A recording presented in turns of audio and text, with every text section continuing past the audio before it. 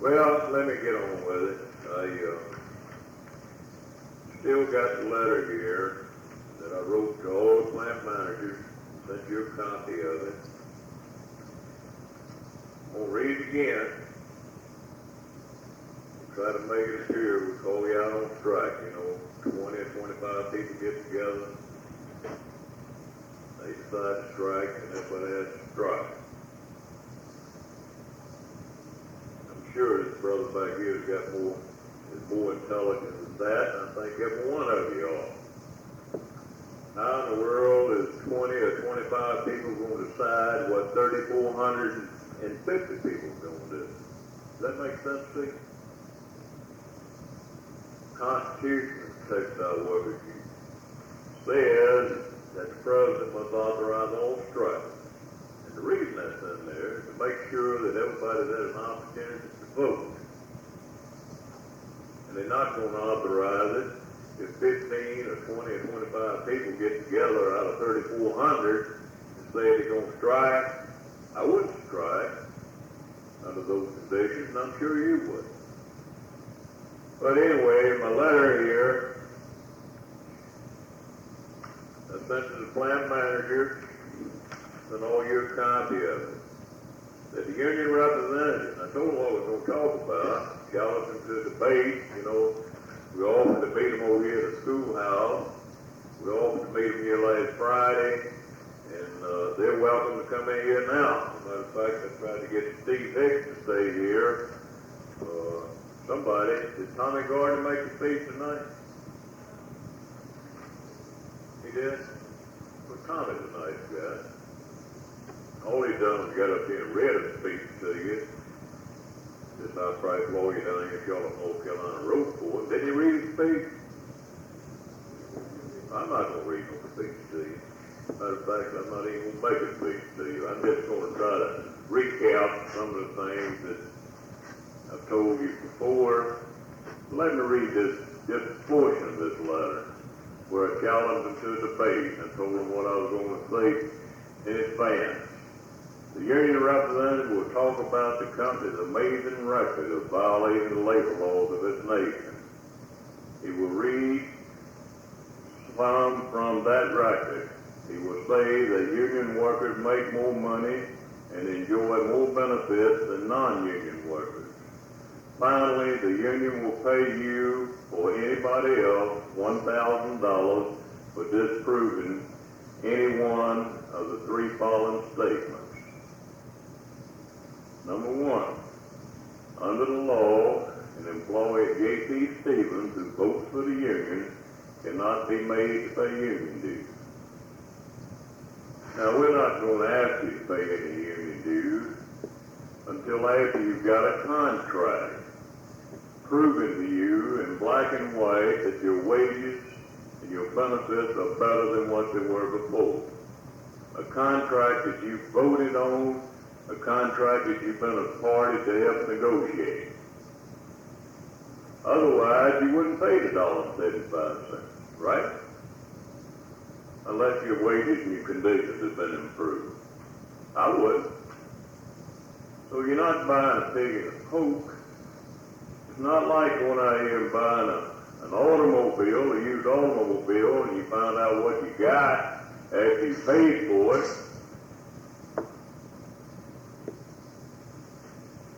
You find it? Take it easy, brother. So you can see what you can accomplish by getting together before you put one dime into it. If it don't help you, or if you don't help yourself, what the union's all about is you people getting together. Go out and see the boss man, instead of being by yourself, have 3,450 people behind you. Don't listen. I'm sure he'll listen to you right now. Number two, under the law, employees at J.P. Stevens can vote for the union and never have to strike against their will. Understand that? And this is what I offered $1,000 for. I got it right here in my pocket. Anybody can prove I'm a liar? Mr. Gardner, anybody else? Under the law, it is strictly illegal for the company to threaten to close down the plant or to reduce wages and benefits or to otherwise punish employees for voting for the union. What does that mean? It can't hurt you. Can't take anything you've got away from you because you voted for the union. Now, since we've had the campaign going, and the reason I'm here, and the reason these organizers have been up here, is not because we up here after you use money like they made it appear. You know, we posted notices on your bulletin board for about a year. I got a lot of letters from people in Roanoke Roanoke that come up here and help. And since that time, I think we have helped you a little bit. You know, they said that they were going to give you funeral pay when your relatives out sick. They'll give you 3 days off. I assume they're doing that. I'm not out sick, but died. Somebody in your family died. You're supposed to get 3 days off. We understand it. They said it's going to pay you double time for Sunday. Are they paying you double time for Sunday? Any of you worked on Sunday? Haven't worked on Sunday? Well, got 10% wage increase. That wasn't enough. Cost of living went up 12%. 10% wasn't enough. Well, I don't know. You on production? On production? You know, a lot of Stephen workers told me, of course it don't happen when you got a union election coming, they told me that Harold says, I can't stand another J.P. Stevens raise. They say that they got time study engineers and they come around and they figure out the production with a slide rule, and they add more work here and they add more work there, and by the time we get through, in some cases, we wind up with less money than what we had there before we got the raise. I don't know if that's true or not. You do. I don't know if they put more work on you when they give you a raise or not. I don't even know how long you've been here. If any of you was here in 1965, is anybody in this room who was here in 1965? Ma'am, didn't they get pretty nice to you back then? Everything's going to be beautiful. Just don't need no old third party in here. Didn't they tell you about Henderson, North Carolina in 1959, or do you remember? They tell you about it again tonight? Figured it would. Well, let me move on.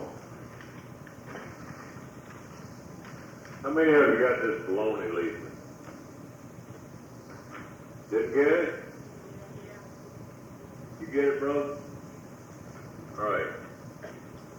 I printed this leaflet up about 2 weeks ago. And I think it pretty well covers most of the subjects that they talked to you about this night. What time did they make the speech? Right after 12. Well, Mr. Gardner getting a little sleepy. He wants to keep me up all night. That's all right.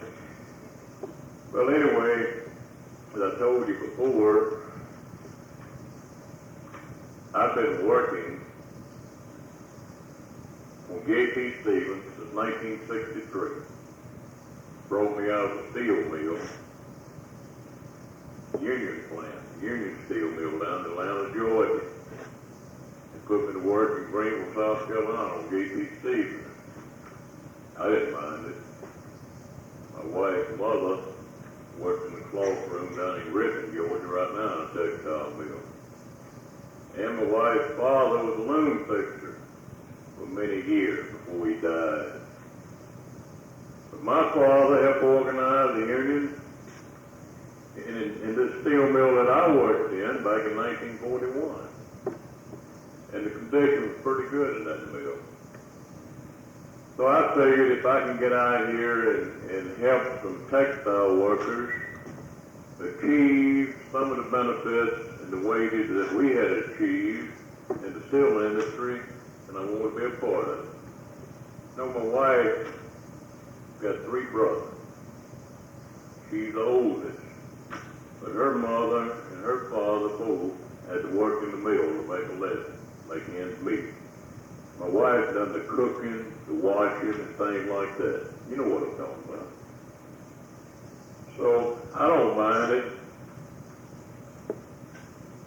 Well, let me go over this lease and see pretty well cover some of the subjects he probably talked to you about. I want you to understand that wasn't Thomas Gardner. Garner speech.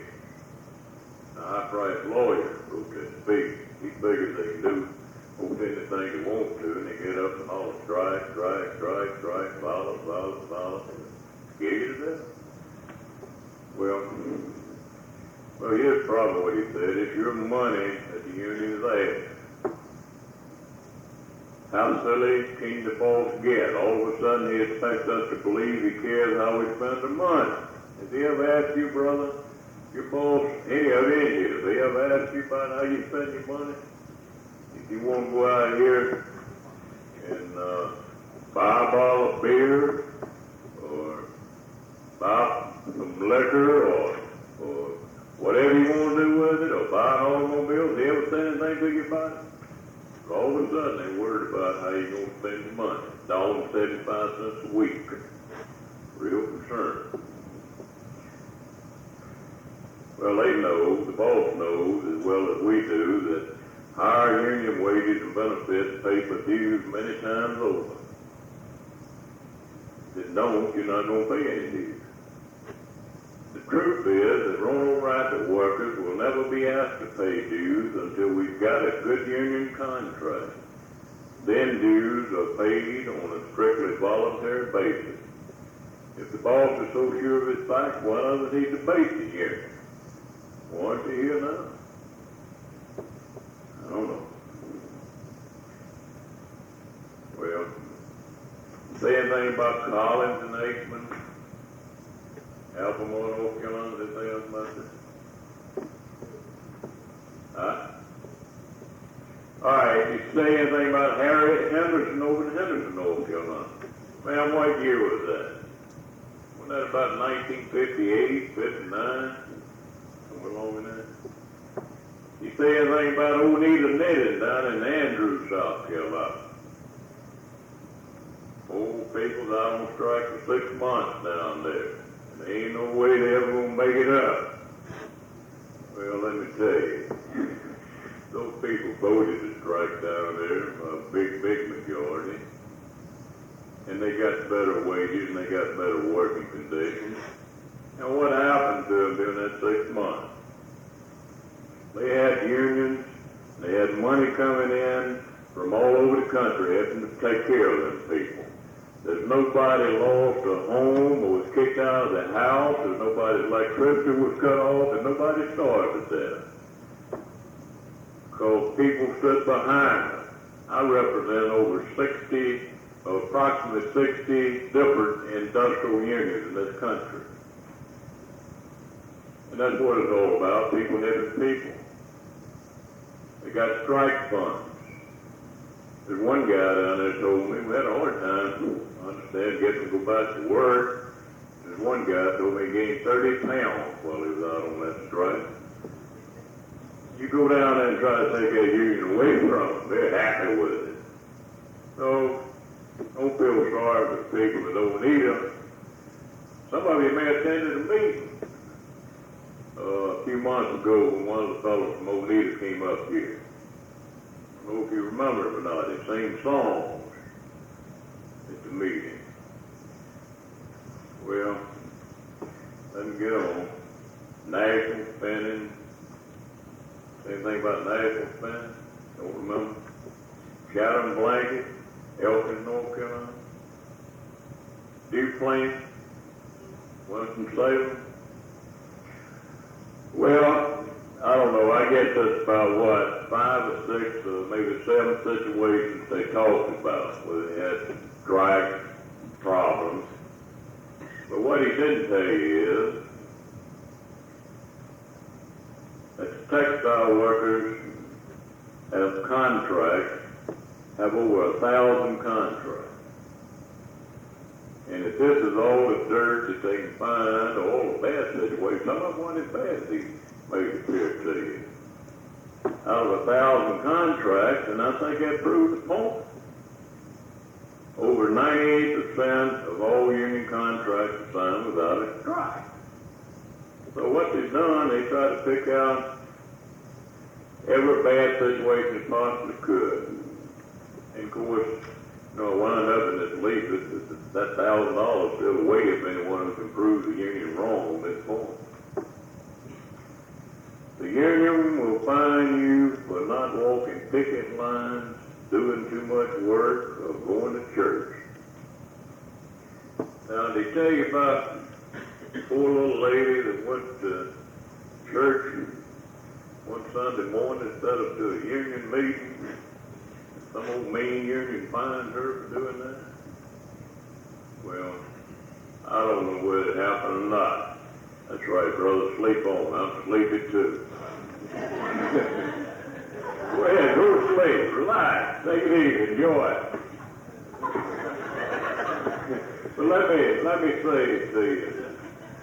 In the state of North Carolina, if we can't make you pay union dues, how in the world can we collect a fine? Well, let's see, go out on strike, you'll be permanently replaced. Tell you that? Ain't no way we can make them do anything they won't do, and when these 20 or 25 people call a strike, and all of you go out on strike, then they got a right to go out and hire people to replace you. You're out of a job. What he said? Did he tell you about the different types of strikes? I wonder if he told you the difference between an economic strike and an unfair labor practice strike. Probably he did. I'm going to read from this leaflet you got here. This is an unfair labor practice strike. Employees who strike to protest an unfair labor practice committed by the employer are called unfair labor practice strikers.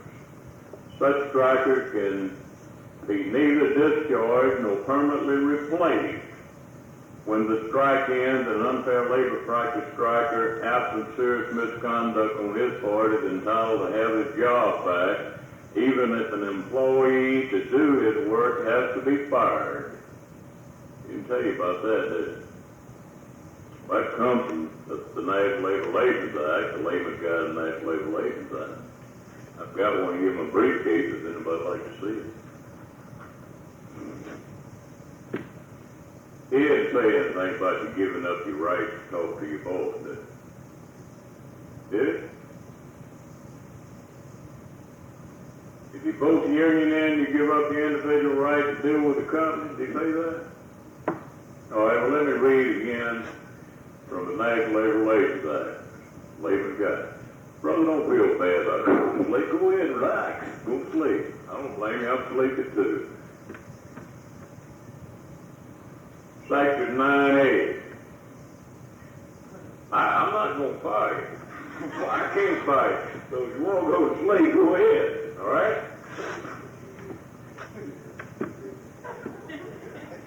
Representatives, this is coming from the National Labor Relations Act, Section 9A. Representatives designated or selected for the purpose of collective bargaining by the majority of the employees in a unit appropriate for such purpose shall be the exclusive representative of all the employees in such unit for the purpose of collective bargaining in respect to rates of pay, wages, hours of employment, and other conditions of employment, provided that any individual employee or group of employees shall have the right at any time to present grievances to their employer and to have such grievances adjusted without the intervention of the bargaining representative. Now that simply means that, say he was out sick, the boss says he's drunk. When you were sick, you know you were sick. Maybe you went down here to see Dr. Patella or somebody else. And the boss something to you because he don't believe it. And so you try to work it out with it. But if you can't work it out with it, then you would go to your union representative you'd elected and say, look, I've talked to my boss about this situation, and he won't do anything about it. How about you get with him and get something done about it? Or either when they come up and add work to you, put more work on you. You say, well, Mr. Boss, man, I got more to do right now than I can keep up with. How in the world am I going to do it? How about taking some of it back? He said, no, I think you can do it. Then you would go see your union representative. You understand that? That's what the law says. Only time you go to your union representative when you couldn't work it out with it. Well, move on. This very union that is asking for your vote has been found guilty of violence. I mentioned Kaiser Road from Dayton, Tennessee. Some woman got her clothes stripped off or something over there, and the union paid out some money. Well, TWA says ready to match this record as a law-abiding organization against J.P. Stevens' record anytime. Remember, you're the union, and reasonable and fair. You're the union, and a reasonable and fair company has no reason to fear its own employees. I said before, if any strikes ever occurred, you people would make that decision. It wouldn't be no 20 or 25. And let me say this, here's a company that's been found guilty by the National Labor Relations Board and courts 12 times also. I think 8 times by the Circuit Courts of Appeals. 3 of them went all the way to the Supreme Court of the United States. And here they are talking about one incident where some union representative maybe made a mistake, and all of us are individuals. And I'm sure TWA made some mistakes in some of the staff that they've hired, but I'm also sure that the company's made a lot of mistakes. We collected $1,300,000, $1,303,000, I think, to be more accurate. But 289 people have been discriminated against by your employer. So here's a company that's been found guilty, I guess, more times than any other company I know of, in violating your rights. As a matter of fact, the circuit courts said when they found them in contempt last year that if you don't abide by this decision, there will be bodily attachment. Bodily attachment simply means they get the person, put them in jail. You follow me? And for that reason, the boss is not running around like y'all were in 1969, hollering out. You haven't heard any supervisor say that the plant's going to be closed down or if they're going to harm you in any way. But they got some other people around that are not bosses, but maybe would like to be bosses, that's going all around saying that the plant's going to be closed down. So they had a meeting over here in the Recreation Center Sunday a week ago. About 8 of them got together. They've been running all around town saying that the union shot in J.P. Stevens' store. All sorts of things. Well, I don't know how many of you is over to rally Sunday. But somebody told me the chief of police was there. I called when I rented a high school from the principal. He told me I was notified the police, especially was going to have any music. But somebody said the chief of police was over there. So if I shot in Stevens' store, why don't he get me and put me in jail? And why in the world I won't shoot in Stevens' store? I don't know. you're going to hear all sorts of things. You get an anonymous phone call. Some lady went down to Raleigh to testify on behalf of the company, and somebody called her husband and said that something was going on with another woman while she was over there testifying. Did he say that? Anything like that? Well, look, how silly can you get? I get an anonymous phone call all the time. You can't pinpoint things like that. I don't know whether that happened or not, but anonymous phone call. How many of you got anonymous phone calls at your home? I've got a lot of them. But did they tell you what they were doing in Raleigh? Well, they didn't tell you if they was on trial for contempt of court. J.P. Stevens was on trial down there in Raleigh for violating your rights again. You remember when they come around with these people from Georgia, Guy Arthur and Associates, and they called you out there and they asked you some questions, about 48, I think. I'm not exactly sure, but one of those questions was, do you think a labor organization would help? Well, I said that was a violation of the law, because it's none of their business whether you think a labor organization would help or not. And the National Labor Relations Board agreed, and that's one of the things that they was on trial about down there in Raleigh when they got this anonymous phone call. Alright? They didn't tell you that, did they? Well, I'm sure they explained to you how and why at the same time they were taking money out of the profit sharing program, to gamble it away on the stock market. That they increased the supervisors and these girls out in the office shuffle papers around and increased the pension plan. They explain that to you? They explain to you why they get 3 weeks vacation. You're out here producing the goods.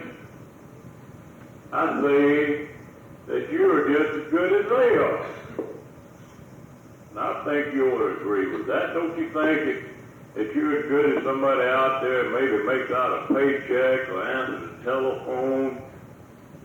If they're entitled to a pension plan, 3 weeks vacation, better insurance than you've got, I think you're entitled to the same thing, because you're the one that produces the towel.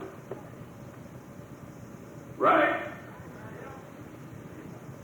And this is what it's all about. Now, they get up here and they talk all about all these strikes and violence, and as long as they can scare the people, they're going to have more money to put right here than big shots up there in New York.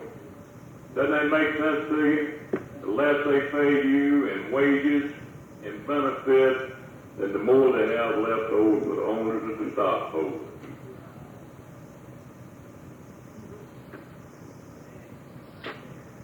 Well, I don't know. Did it say something about warning the light? Huh? What TV program had a film about warning the light? Let me tell you something. The union didn't have one thing to do with making that film.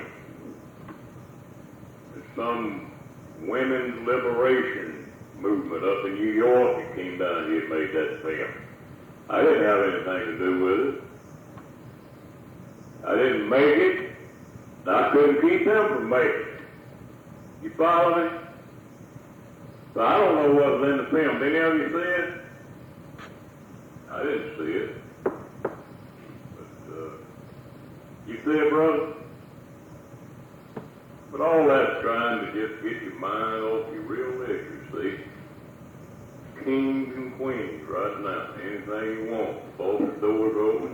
Come on out and he'll give it to you. This is what happened in 1965, 1959 when they had the election. So I don't want to belabor the meeting here. said before, I don't make it. How many of you was at the rally? Hold up your hand. Some of you didn't make it, I see. Well, you know, we had 2 United States congressmen there. And a lot of other distinguished people. Andrew Young, the United States congressman, represents the people around Atlanta. Just going to read a little bit of what he had to say at the rally.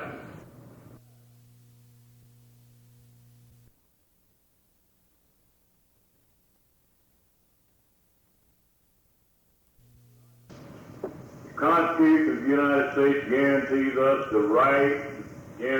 the democratic right to life, liberty, and the pursuit of happiness.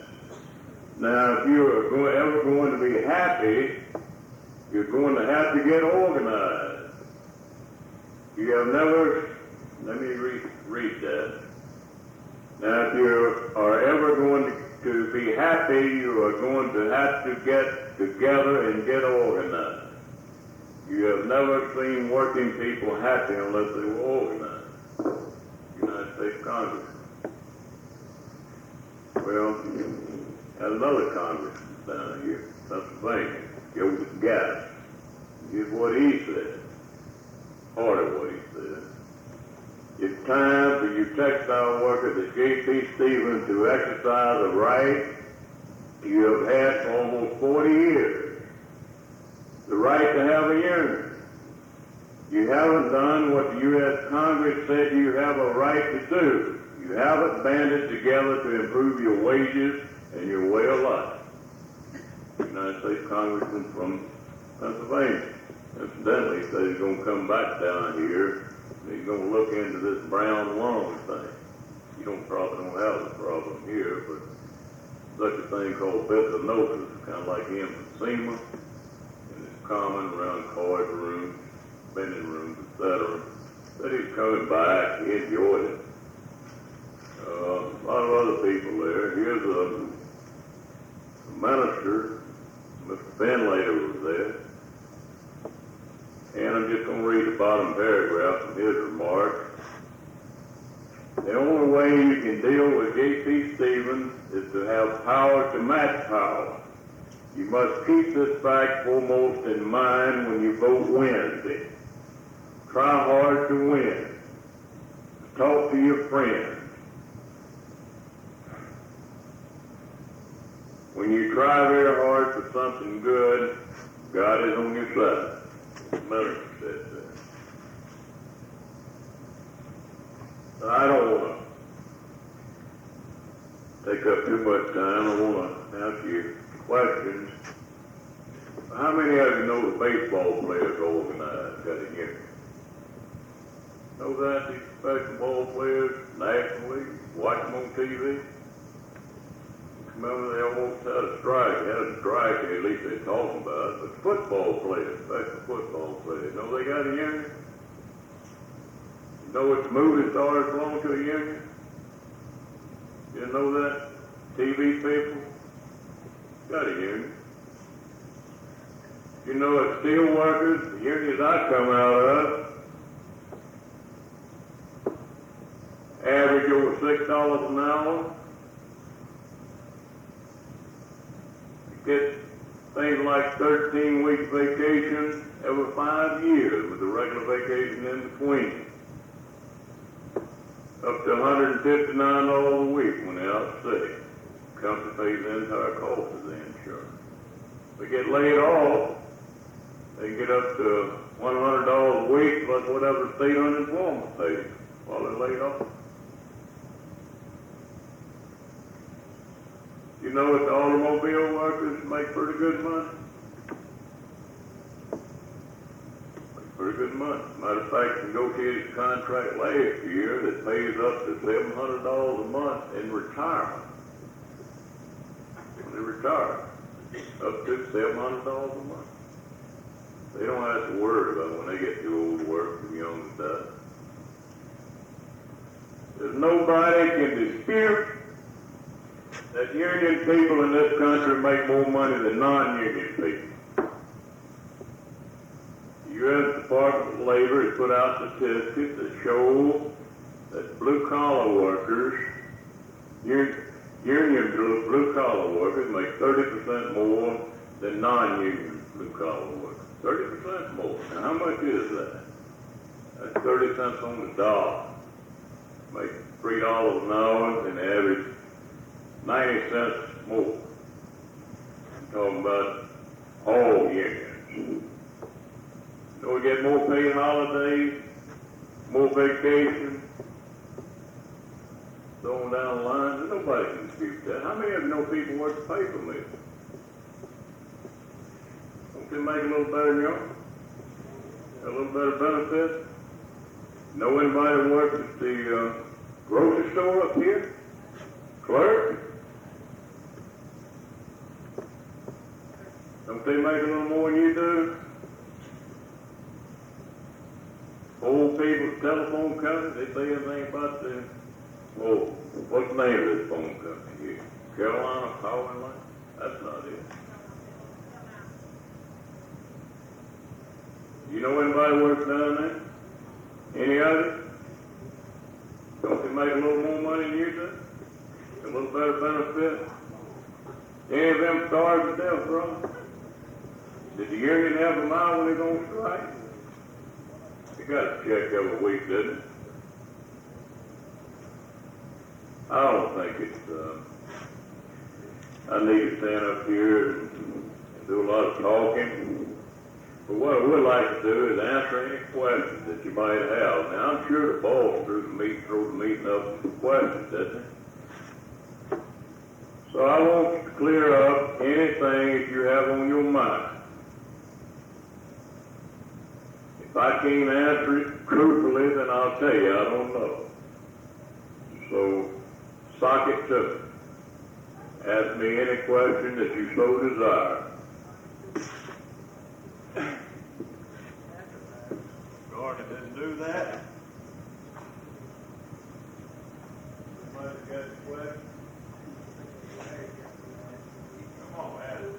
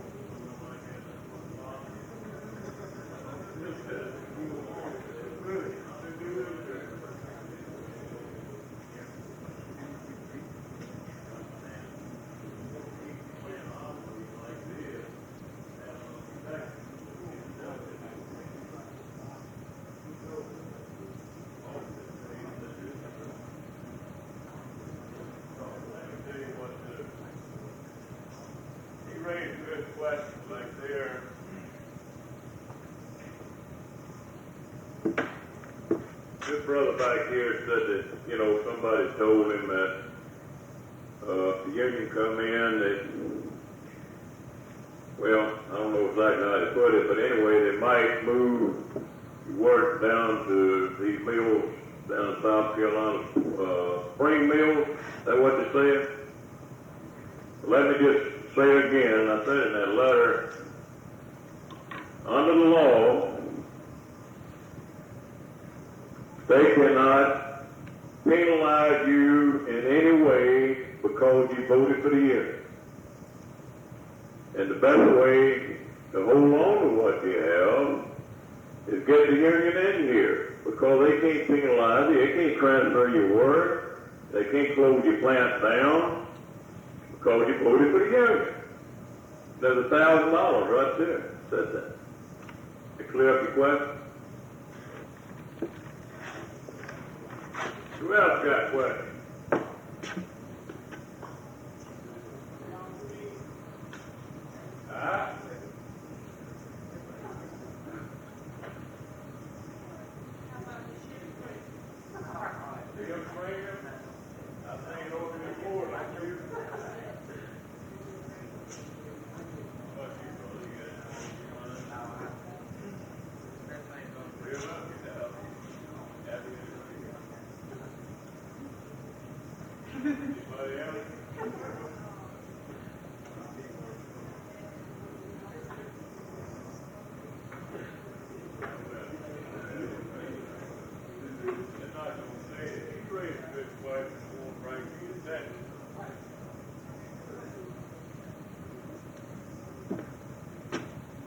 You know, could they close the plant down and not say it's for the union?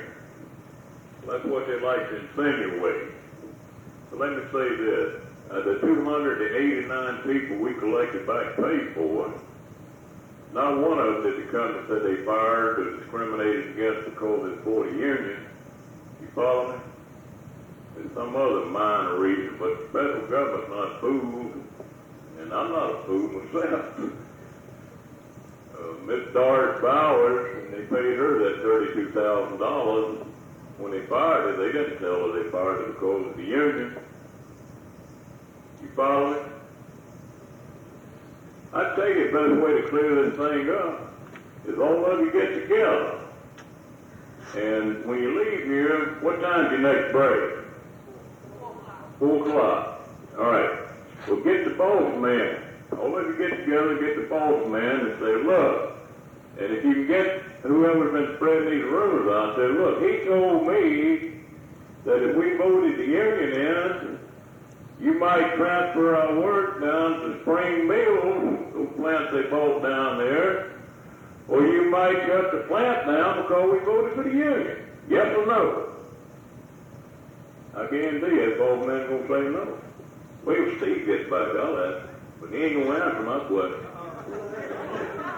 That's the reason they're not here right now. So put a stop to all these rumors. All they're trying to do is put fear into you. That's right.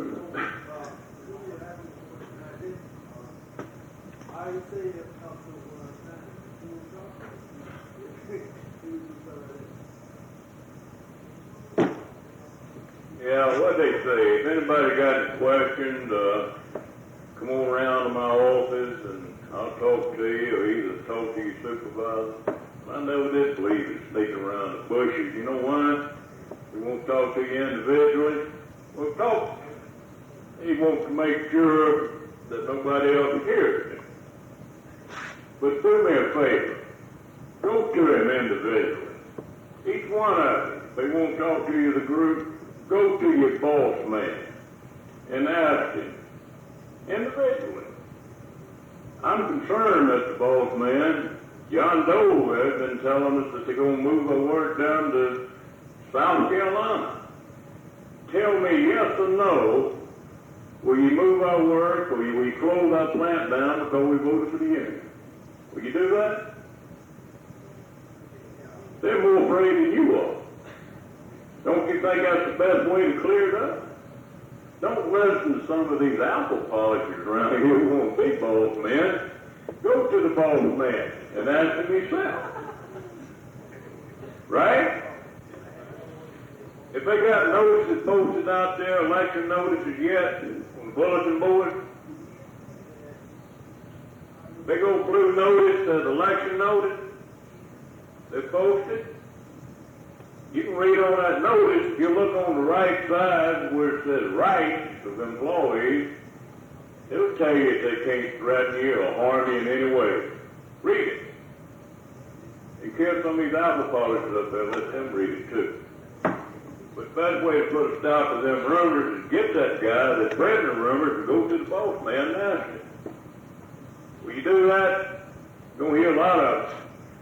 So y'all will be voting tomorrow night when you go in, you'll be voting the next morning. You're going to get all kinds of rumors between now and then, so that's the best way to clear them up. The boss man is going to spit and sputter, and he's going to do everything but say yes and no.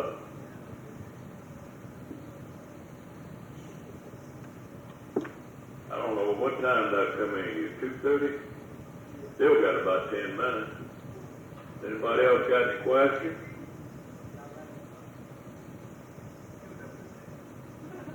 He woke up. They won't allow you in by that make their speech.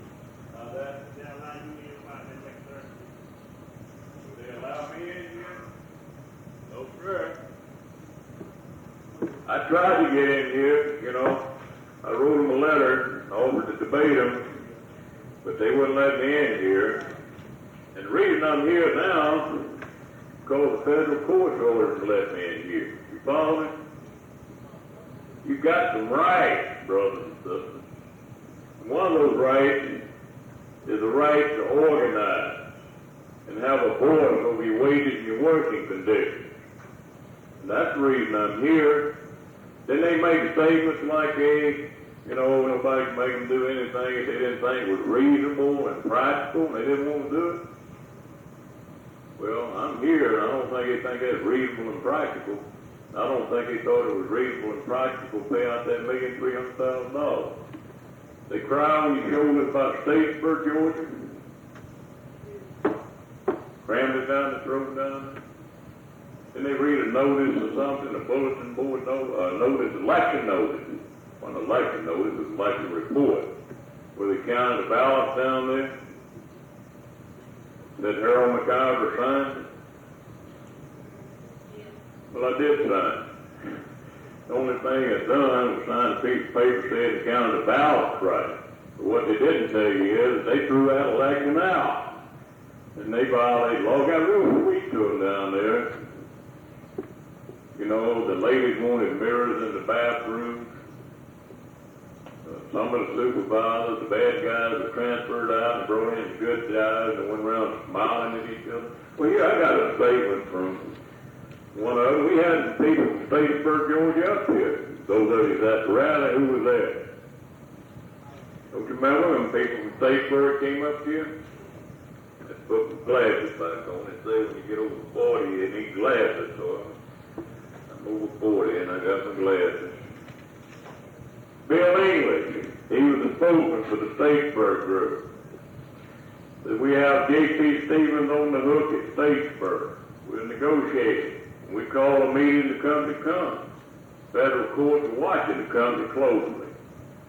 Along by 1970, J.P. Stevens had to pay us $70,000 in back pay because of the law.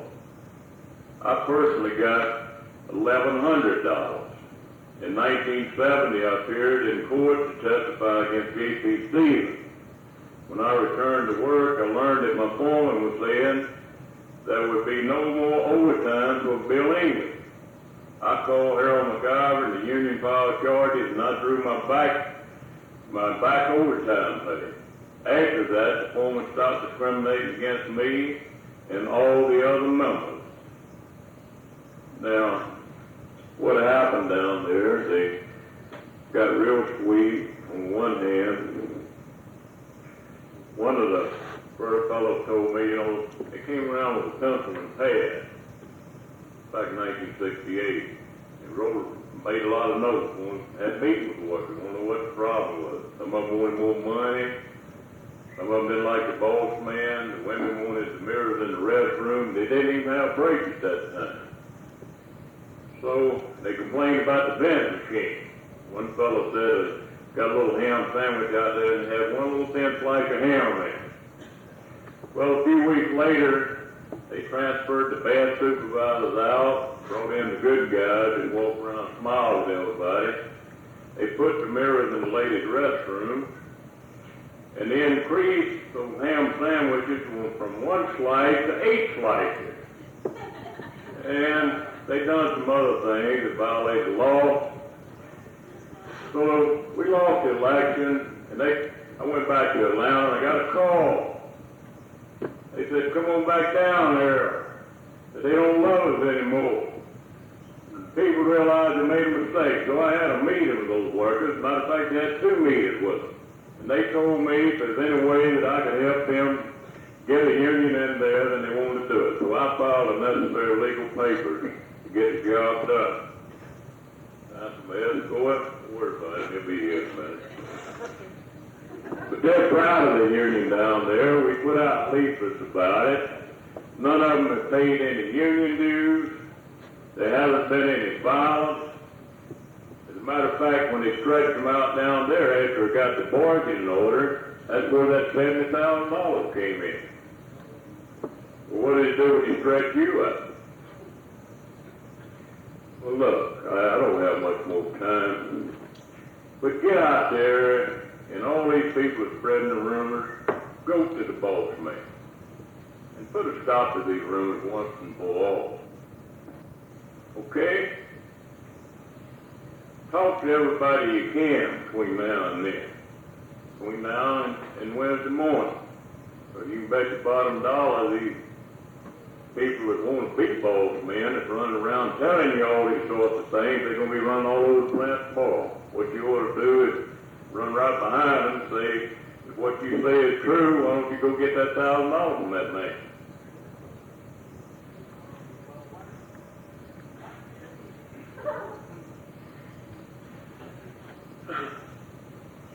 Well, I enjoyed it. What time is it? Wake up, brother. The union time? Well, let me hear from you. What time is it? Union time. Say it for Steve here. What time is it? Union time. Steve, we closed the plant up because they voted for the union? Huh? They tell me they got a bunch of people running around out there spreading rumors. So the best way to do it is ask Steve or some of the other boss men out there. Really, Steve's a nice guy. He can't help what those people saying out there. I've enjoyed it. Let me hear from you one more time before you leave. What time is it?